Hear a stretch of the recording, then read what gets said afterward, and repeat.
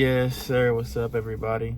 Today I want to talk about what it means to be in control, and that means being in control of every action that you take. A lot of people think that they're not in control of certain situations, like their environment, their thoughts, but you really are. I'm a firm believer that you have control. It's about what you plant into your mind. It's about what you put into your mouth, and it's about what you put into your environment. I mean, what you allow in your environment. Because sometimes you can't get away from a certain environment, but you can change little things about it. You can neglect certain things. You can be distant from certain things. That will help you move forward. And one big benefit of being in control makes you different from everyone. I think a lot of people are afraid to be different, and that's why they won't eat whole foods. That's why they won't train consistently. That's why they're not focused on improvement. Everyone wants to go out to party. Everyone wants to go have fun all the time. It's not always about having fun. Don't get me wrong, you can have fun. There's a time and place for that, but you also can have fun through bettering yourself.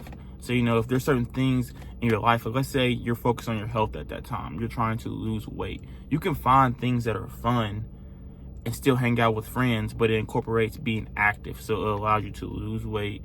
It allows you to get out, get some steps in, especially on the weekends, because that's what most people want to do, is just sit around and not do anything. I'm a victim of it. I do it sometimes, but I try to get out, get up, get some steps in, get some sunlight, because when you work all week and you're working out, obviously at the weekend your mindset's like, I'm just trying to rest, I'm trying to sleep in. We can't always do those things. You have to get up and still get steps in. That takes me to the next thing, your environment. Your environment is very important. Just because your environment's eating this food doesn't mean you have to eat it. They're going to respect it no matter what. Even if they make little smart remarks and everything, at the end of the day, they're not going to crucify you for not even eating the stuff that they're eating.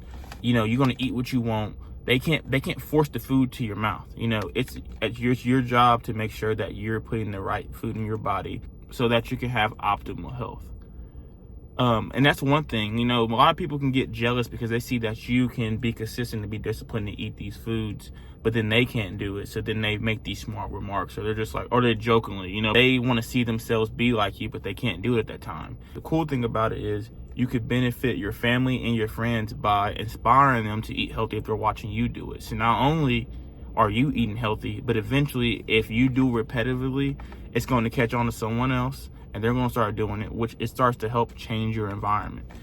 But not all the time you're going to be able to change your environment, because you have those people who are hard-headed. You're going to have someone who's just never going to do it, and you might always be around them. It might be your brother, your sister, your mother, your cousin. They'll know that you're going to do what you're going to do, and you know that they're going to do what they're going to do. You do what's best for you, and you let them do what's best for them if they think that's best for them at that time. Then it comes to a point of, what are we planning into our minds?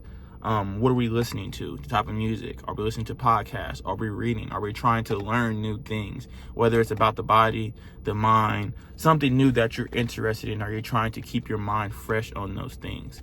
I'm an advocate for reading.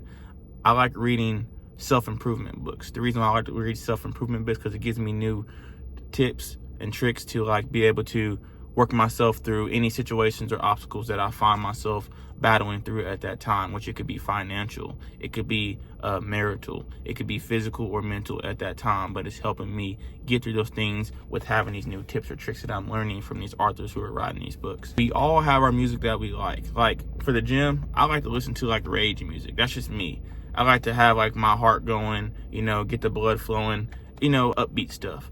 But when it comes to not being at the gym, I like to have more soothing, calm music, more conscious, conscious rap or whatever you want to call it.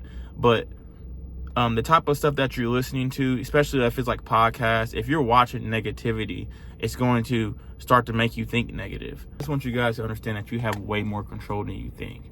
Just because people say you don't have control over these things, or you might not think you have control over these things, you really do. You just have to sit down and actually talk to yourself and think about it. There's nothing wrong with talking to yourself. There's nothing wrong about talking out the problem. It's good to be an overthinker sometimes. Think about the situation, then plan what you're going to do, then execute. That you cannot be in control if you're not aware. You have to be aware of what's going on. Then you have the ability to take control.